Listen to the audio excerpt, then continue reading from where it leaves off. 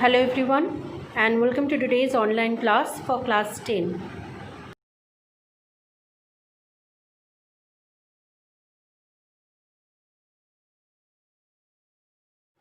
In our last classes we talked about the the reaction of different metals with water. Now after studying all these various metals reaction with water, we can conclude a little chart of these reactions. Like the first thing that we studied, that sodium reacts and then produces hydroxide and H2 was produced, and it was a spontaneous reaction. The reaction was with cold water. After the sodium, it was calcium, same with cold water. It was producing hydroxide and water. And hydrogen gas.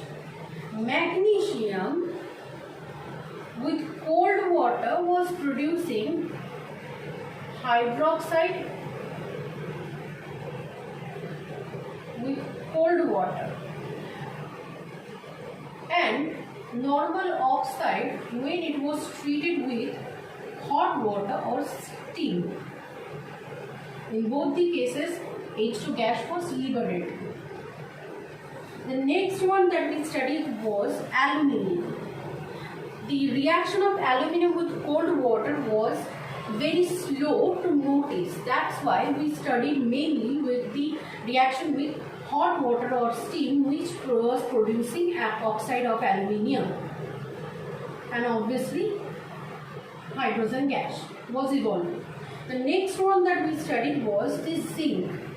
The same situation was observed when zinc was reacting with cold water. The reaction was too slow, but when it was reacting with hot water or steam, again oxide of zinc was produced with the evolution of hydrogen gas. The next metal that we had studied was iron. The reaction of iron with normal tap water or cold water was too slow for us to notice. Way too slow, even for slower than zinc or magnesium or aluminium. But with steam or moisture in air, it was producing the oxide, and hydrogen gas was producing.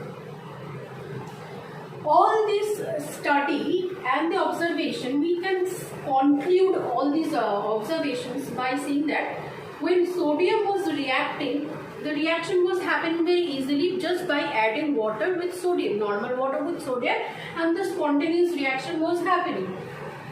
But the spontaneity decreased in calcium, but still when we are adding calcium with normal water, the reaction was happening. But that reaction, the feasibility of reaction of that reaction with cold water decreases in magnesium. In fact, the magnesium reacts more faster with steam. This feasibility decreases more in aluminium, in which the reaction with cold water becomes too slow, and the reaction with steam water was quite spontaneous compared to the reaction of aluminium with the cold water. In zinc, this feasibility of the reaction of zinc with normal water decreases furthermore, and in iron it decreases so much that it for us to the reaction takes so much time that we actually could not observe it in our experimental time. This thing clearly says that different metals, the reactivity of different metals towards water are different. By studying them, we can actually create a list of reactivity of metals towards the water, which is the potassium having the most reactivity towards the water. Then comes sodium, then comes calcium, then magnesium, then aluminium, zinc, then iron, then lead, copper, silver, gold. Now last these three, the reactivity of these for lead, copper and silver, gold are so little towards water that they almost stays unreactive. They almost do not react with normal water. They almost do not react with water. This is known as the reactivity series of different metals towards water. Potassium greater than, sodium greater than, magnesium greater than, potassium greater than sodium, greater than calcium, greater than magnesium, greater than aluminium, greater than zinc, greater than iron, greater than lead, greater than copper, greater than silver, greater than gold. Higher the placement of metal in this activity series, better the reaction or more feasible the reaction of this metal with the water.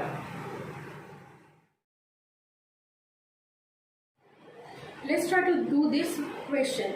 It is saying that why both calcium and magnesium are heavier than water but still float over it. When calcium and magnesium reacts with water or immersed in water, the reaction happens and the reaction follows. For calcium, Ca solid plus H2O liquid, calcium is very reactive towards water and produces calcium hydroxide and hydrogen gas, which evolves in the form of bubbles.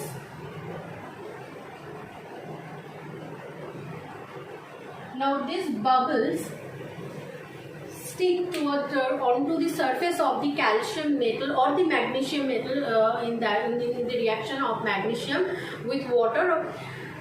That's why, due to this sticking of bubbles, immersed bubbles of hydrogen that's evolved due to the reaction of calcium with the water, the calcium metal being heavier than water starts to float over it.